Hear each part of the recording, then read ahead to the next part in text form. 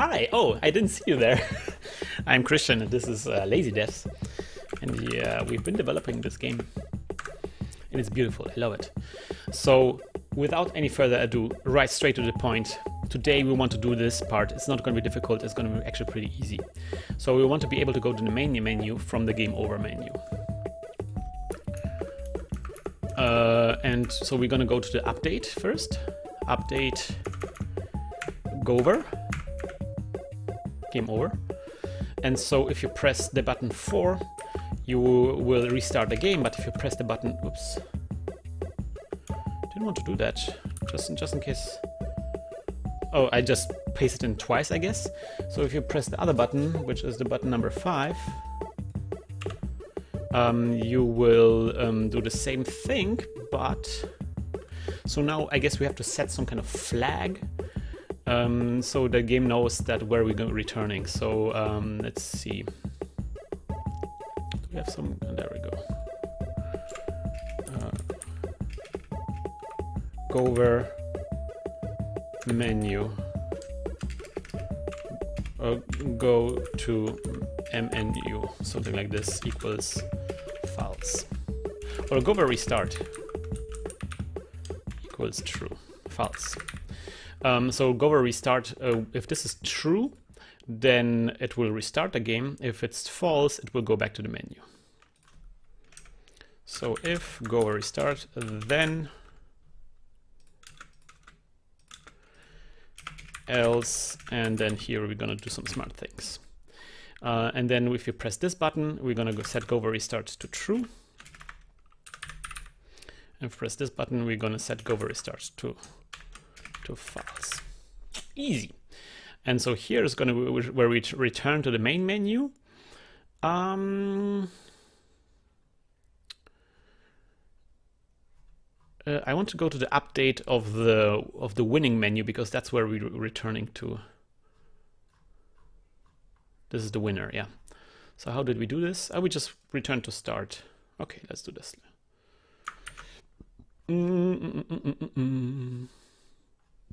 Yeah, so like this, bam. Of course, we're gonna copy these things as well. We're gonna reset this time around. We're gonna reset the game over the high score list to be on to be away. Let's see if this works. I'm gonna die real quick. That's gonna be difficult here. It's very difficult to die in this level.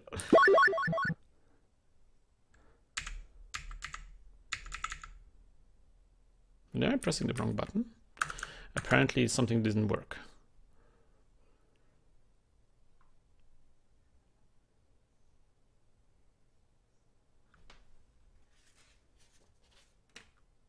Oh wait, I didn't. Oh, wait. What? I was confused. Let me try.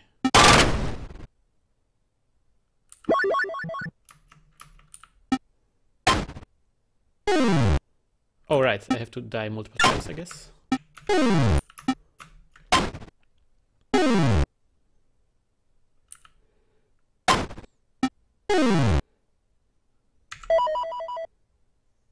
Okay, now we'll be returning. So one last thing to do is to, when we draw game over, that we actually make a hint that hey, you can actually return to main menu. And actually,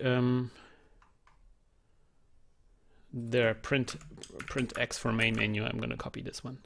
Actually, that's gonna be X, right? It's gonna be a different one. Okay, whatever. I forgot which one it is.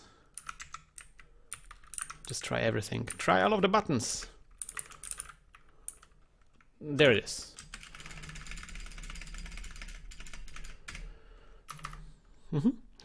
And so this is going to be also blinking. It's going to be at 68 plus 1, 2, 3, 6, right? 68 plus 6, so it's 74. And yeah, let's put it at 27. Oh no, at 20. This is right. And then we're going to add 6 to the width of the to the height of the entire thing, so it's going to be 81. The year where I was born.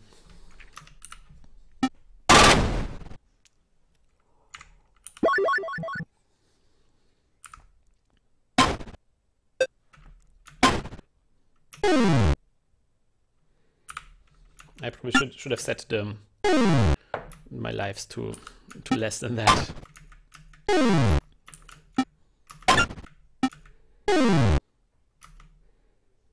Oh, okay, it's the wrong color. W. Okay. A couple of things I realized. I think I'm gonna set my lives to 0, so we can see it earlier. Oh, by the way, I know why we're getting 30 points here. Or I think I know. It's because the ball actually hits multiple bricks, I think.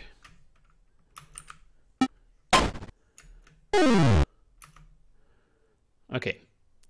One thing I want to do, so one thing I don't like is when I press a button here now, both things blink. It would be nice if that one blinked, that that was selected. That would be nice. So let me do this real quick. So if what is the countdown timer called again? Go over countdown.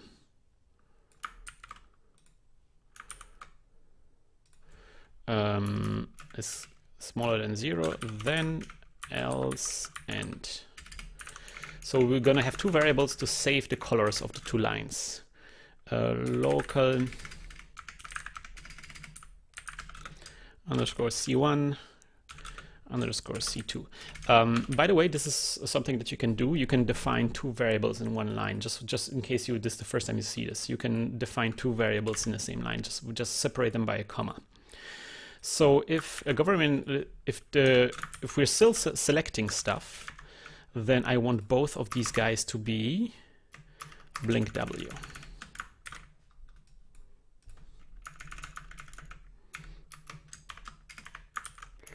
And if we're not selecting anymore, but instead if we are actually already fading out, in this case I want one to be blinking and the other one to be like a solid color. How do we call this variable again? I always forget how we call variables, but I really love that we have these tabs now, so we can very easily go back to something. Okay. So if restart, then, and I know this is a lot of code for like very inconsequential detail, but I told you, man, these kind of details, they pile up, they add up so quickly, and before you even realize, you have a really amazing game at your hands. So this is going to be maybe 6 or 7. Let's go, or 5. Let's go with 5. See how that looks. And the other one is going to be other way around. Did we put them in here already? No, we didn't. Underscore C2 underscore C1. Okay, so you have now the color of these two lines is controlled by two variables, and depending on what is happening, we set the variables to different values.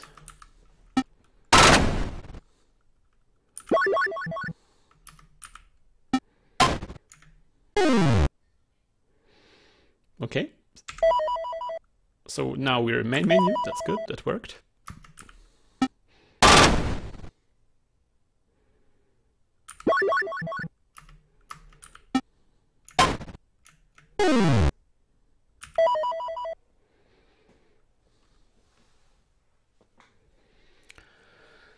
I love it.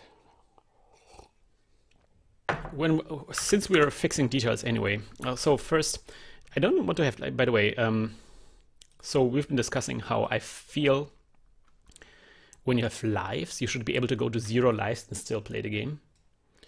So that means if you want to have 3 balls, then we have gonna start with 2 lives, so to speak, with a 2 in the lives thing. But also when it's game over, where did we? Is it an update function? It's an update function. I don't like how it's -1 in the lives, so I want to change this. So update ball, yeah. So this is down here. Here. So if the game, if life is smaller than 0, then lives equals 0 and then game over. So when we die, we don't have a -1. That seems like not really well and polished. Oh no, I have to now die 3 times.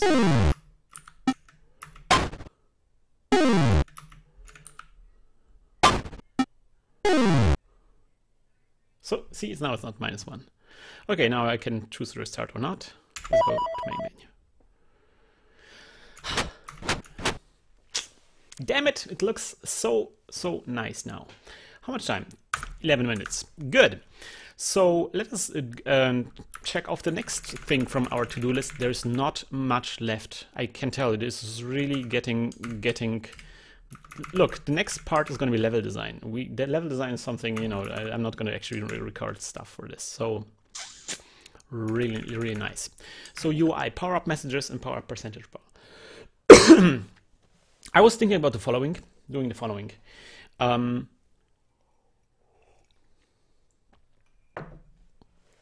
I was thinking of doing, you know how when we die or stuff like that, you know, where, or go to the next level, how this sash appears across the screen. I like this. So maybe we do something similar, but more animated. And that would maybe also allow us to get the sash also to animate all the other sashes that we have in here as well. Let's see about that. But yeah, I want to have like these sashes so that you can like put something on a screen and like it goes up, whoop, animates up. And so you have like the sash across the screen goes wider, and then from the side we have like text flying in and then flies away again, and the sash closes down. I've saw these kind of effects. I don't know if we can find this. It's very difficult to find this game. Let me save this for now. There's a beautiful game that is called, let me call this up real quick. If you looked at this is really a game that you should look at because it's really beautiful. They started it. And if you download this one, it's for some reason you cannot. Let's copy this one. And then it's like load at clip. Does it work like this?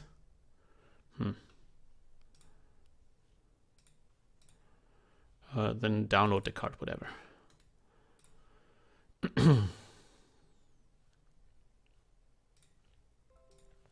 I know this takes a little bit, but I swear it's gonna be worthwhile, and it will communicate maybe more clearly why I'm doing this. So there it is. Okay, so folder. Let me put it in here real quick. Let's call it they. Okay. So load they. So if you run this game, this is a beautiful game. There's a lot of beautiful tricks. For example, I really love the particles in the background, something I want to copy for our game as well. So see how the sash goes up and then whoop, there's like short text appearing.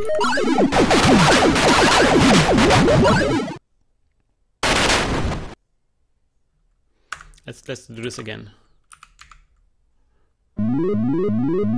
See how it flies in and then goes away? I like this. So I want to animate something similar. Not exactly like this. I think this is a very detailed animation that we not necessarily have to copy. And so I want to have, so this is a situation where I want to, there's like a lot of things that have to happen for this to work, but let me work backwards. Let me work backwards from it. From what I want to do is like a function that goes show sash.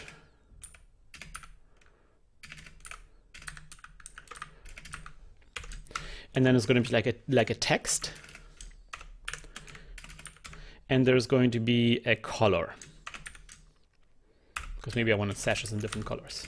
And then this function will take care of everything in the background. That's what I wanted to do. And so now we have to figure out how to make this work.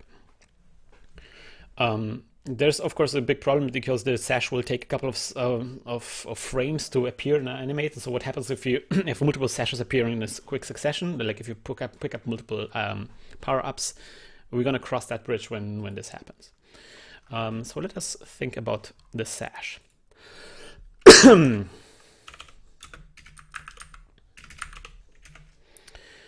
let's go Sash W, Sash color. That's the width of the sash. Sash W 0, Sash underscore W width. D destination width. That's going to be also 0. There's going to be a color of the sash. Let's make it red by default. What else? Sash timer or frames. How many frames the sashes are on the screen already? What else? Oh, we also of course need a sash text.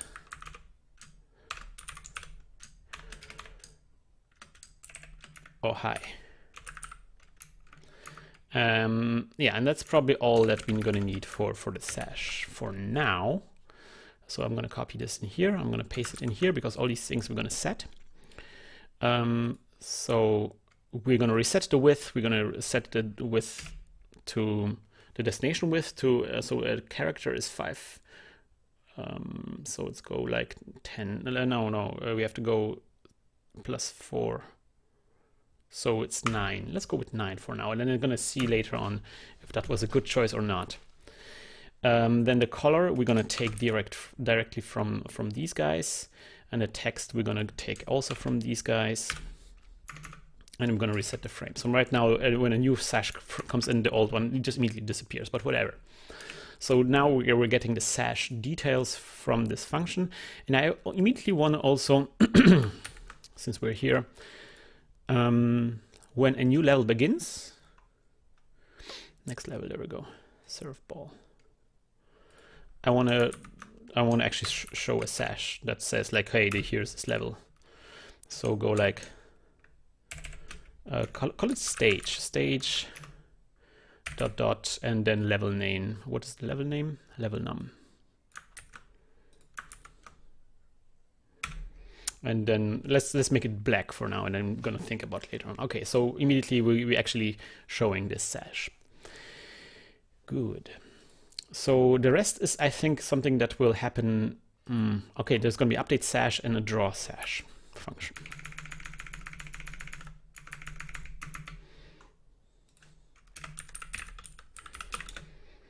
Update sash.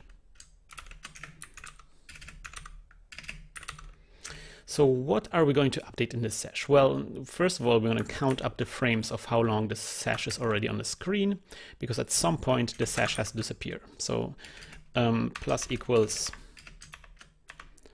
0 first. Then we're going to animate the width of the sash. And we did it before already. I think I showed it multiple times now, so I don't think this is going to come as a surprise. It's going to make this very easy thing where we're going to just subtract the destination, our current thing from our destination, and then divide it by a number. Let's call it 5. And then we add this to our width. It's kind of like a formula that's kind of like well-known, and it's kind of like the well-known game development formula, where x equals destination x minus x, and then divided by a number. Like, for example, 2 is very fast then. And this is kind of like a formula that you have to remember. This is like a very simple formula that lets you animate things in a very nice and juicy fashion. So that's what we used here in this point. So we animated this. Is there anything else that we want to animate? Well, something we can do is, so whenever you use this formula, it's always a good idea to make it snap. Again, we had this when we animated the high score thing. So it's nice to go like, okay, absolute and the difference between the two. If the difference between the destination and our current position is smaller than 0.3 or something, then make it snap. Actually set the sash W to sash destination.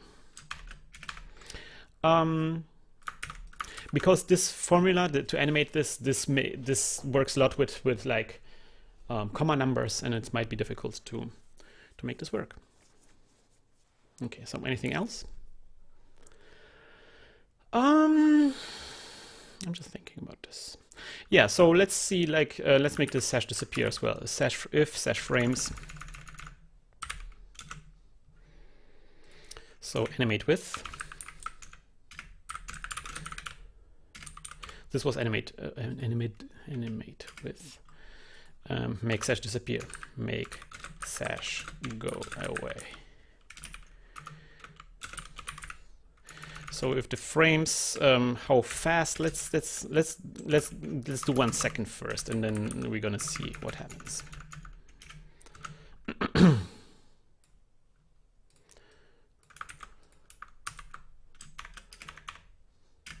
In this case, we're gonna set the destination width to 0.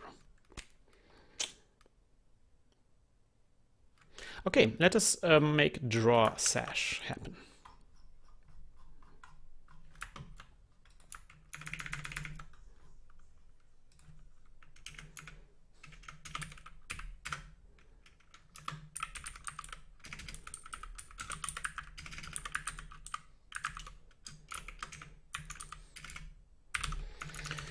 So this only happens if the width of the Sash is actually doing something.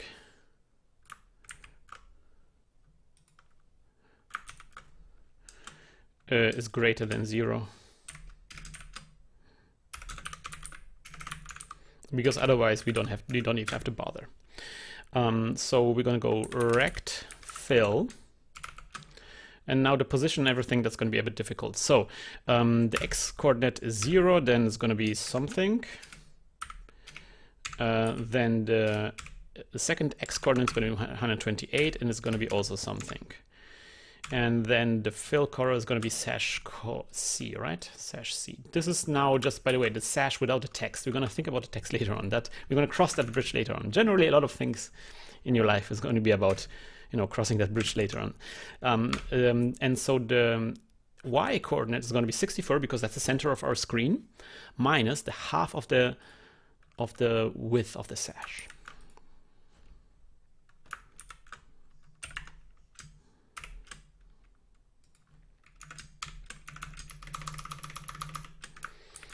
And in this other direction, we're going to 64 plus the height of the Sash.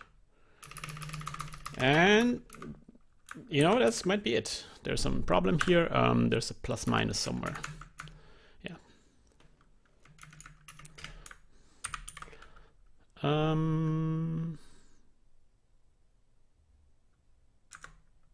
don't know why it says equals here, but obviously, oh yeah, because we copied it from the other thing.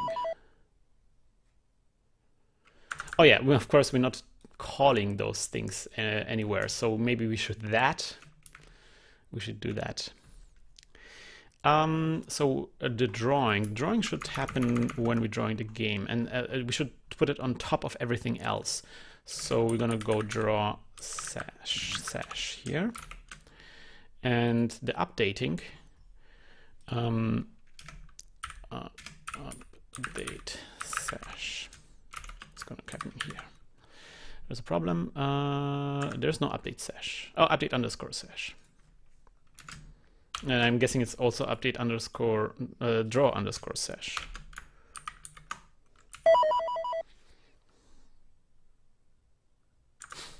Is it draw not underscore Sash? Make it consistent. Not das Sash. Okay, now we haven't seen anything. I don't know why.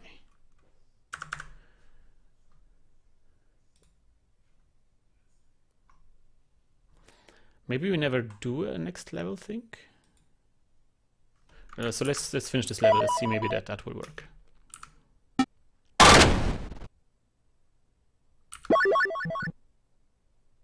Yeah, it worked. It never goes away. Okay, some issues are clearly there. So I think this is an update problem.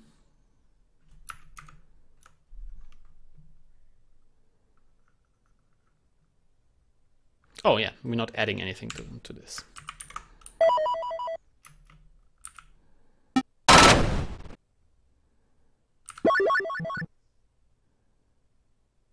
Okay, now it works. Good. Let's make it slower, maybe?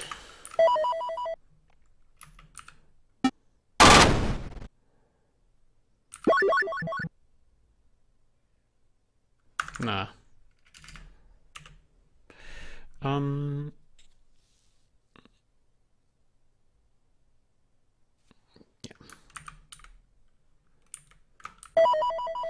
The animation's a bit.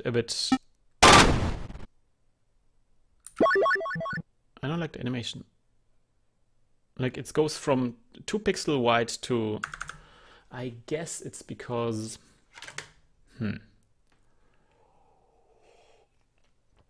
Okay, so we have to rethink the entire thing. Right now we're thinking of the sash as you know, the entire width of the entire sash. But I think we should think of it as, you know, what you add on top of like a center line. I think that might be a more healthy approach to this. So let's try this. So we don't do the divide by, you know.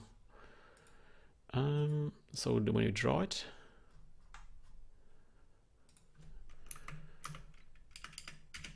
so let's try this. We're not doing the divide by 2. We're just adding whatever was in Sash W.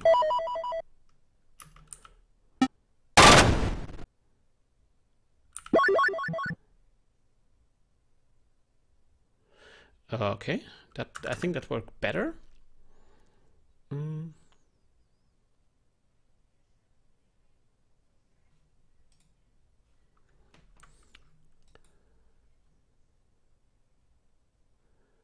Okay, I'm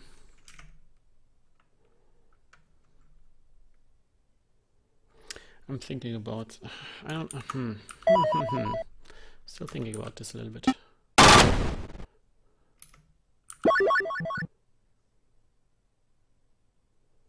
Whatever, don't overthink it. Doesn't have to look perfect. Or maybe it does. Let's do it like this. I have an idea.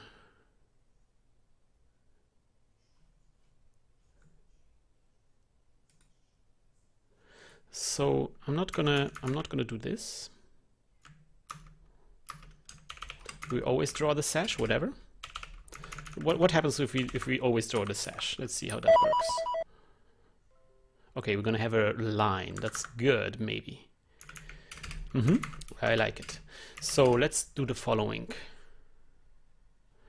We're gonna have a new variable called sash visible. Show sash or something.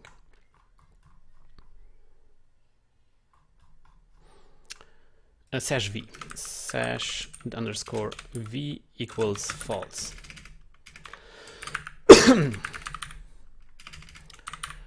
I think this is generally like a good idea.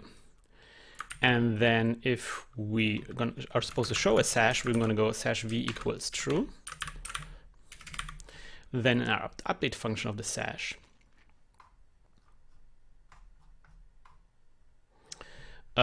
so make sash go away if sash underscore frames is greater than, let's go 90, then, and sash v equals false. And then we're going to update only if sash v equals true. So we don't have to do any kind of math if it's not visible anyway. One thing we can do now with Pico-8 is when you select something and press tab, it's indents everything, which, oh man, I was looking for that feature. Why didn't they always do this? So with sash v, then. Actually, we can also do this here, then. Okay, let's try this.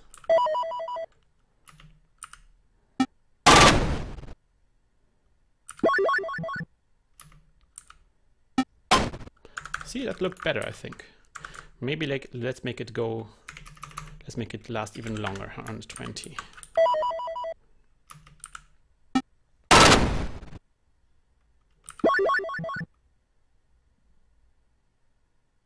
A little bit too long. 100.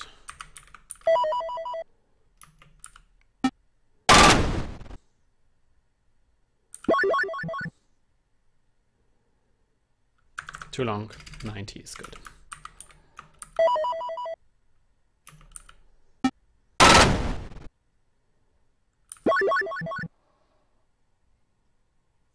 Yeah, that's good.